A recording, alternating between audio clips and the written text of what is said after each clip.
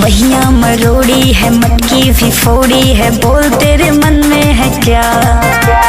बाज नहीं आते हो, हमको सताते हो, करते हो क्यों पीछा।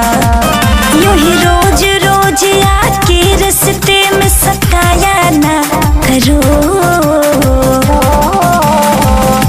पनघट पे सज धज के यूं आया ना करो।